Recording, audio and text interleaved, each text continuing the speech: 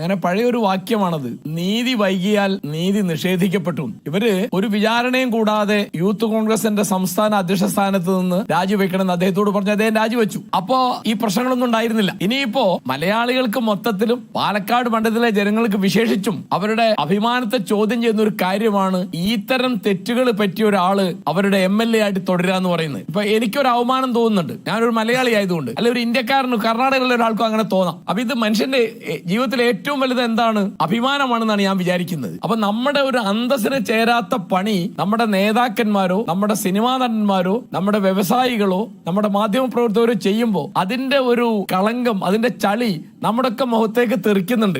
രാഹുൽ മാങ്കൂട്ടത്തിൽ പ്രായം കൊണ്ട് വളരെ ചെറിയ ഒരാളാണ്, 10-35 വയസ്സേ ഉള്ളൂ. മനുഷ്യർക്ക് തെറ്റുപറ്റും. അപ്പൊ അദ്ദേഹം ചെയ്യേണ്ടത് എന്താണ്? തെറ്റുപറ്റി അത് ഏറ്റു പറഞ്ഞ് അത് തിരുത്താന്ന് പറഞ്ഞ് രാജിവെച്ച് അന്തസ്സായിട്ട് പോകും. അദ്ദേഹത്തിന് ഇനിയും ആയുസ് ഉണ്ടെങ്കിൽ ഒരുപാട് കാലം പൊതുരംഗത്ത് പ്രവർത്തിക്കണമല്ലോ. അപ്പോ അതിന് ഈ തരത്തിലുള്ള ഒളിവിടങ്ങൾ അന്വേഷിക്കുകയോ ദുർവ്യാഖ്യാനങ്ങൾ ഉണ്ടാക്കുകയോ ഗ്രൂപ്പ് ഉണ്ടാക്കിയോ ഒന്നും ചെയ്യല്ല വേണ്ടത്. അദ്ദേഹം അങ്ങനെ ചെയ്യുന്നുണ്ടെന്നല്ല. ഈ കാലതാമസം എന്ന് പറയുന്നത് അദ്ദേഹത്തോട് സ്നേഹമുള്ള ആളുകൾ ചെയ്യാൻ പാടില്ലാത്തതാണ്. കഴിയുന്ന വേഗം ഈ അപവാദത്തിൽ നിന്ന്, ഈ അപഖ്യാതിയിൽ നിന്ന്, ഈ ചീത്തപ്പേരിൽ നിന്ന് അദ്ദേഹത്തെ മോചിപ്പിക്കാൻ ഒരു വഴിയുള്ളൂ. എന്താണത്? അദ്ദേഹം ആ സ്ഥാനം രാജിവെക്കാം. അപ്പൊ പ്രശ്നം തീരുമല്ലോ.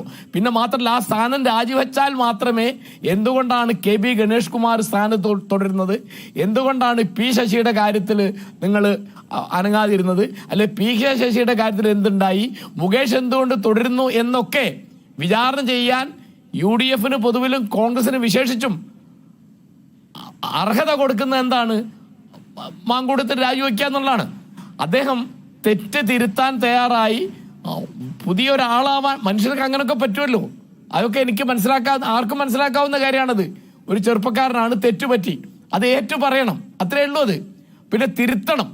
അപ്പോ അതിന് പകരം പിടിച്ചു നിൽക്കാം. ഇപ്പോ ഞാൻ ഓർക്കുന്നത്, എൻ്റെ ഓർമ്മ ശരിയാണെങ്കിൽ 2004 63 ദിവസമാണ് കുഞ്ഞാലിക്കുട്ടി പിടിച്ചു നിന്നത്. ആ 63 ദിവസം കൊണ്ട് അദ്ദേഹത്തിന്റെ ഇമേജിന് പറ്റിയ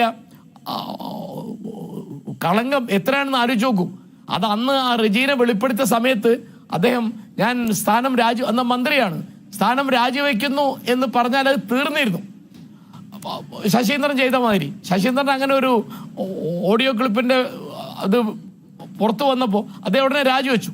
അപ്പൊ അങ്ങനെ അദ്ദേഹത്തോട് സ്നേഹമുണ്ടെങ്കിൽ ഷാഫി പറമ്പിൽ അദ്ദേഹത്തോട് പറയേണ്ടത് തെറ്റേറ്റു പറഞ്ഞ് രാജിവെച്ച് പ്രശ്നം തീർക്കാൻ മുന്നോട്ട് വരണം എന്നാണ് ഷാഫി പറമ്പിൽ പറയേണ്ടത്. ഷാഫി പറമ്പിൽ അങ്ങനെ പറയുന്നില്ലെങ്കിൽ രാഹുൽ മാങ്കൂട്ടത്തിനെ രക്ഷിക്കാൻ അദ്ദേഹത്തിന് കഴിയില്ല എന്ന് മാത്രമല്ല, ഷാഫി പറമ്പിൽ കൂടി ഈ കളങ്കത്തിൽ പങ്കാളിയായി തീരും.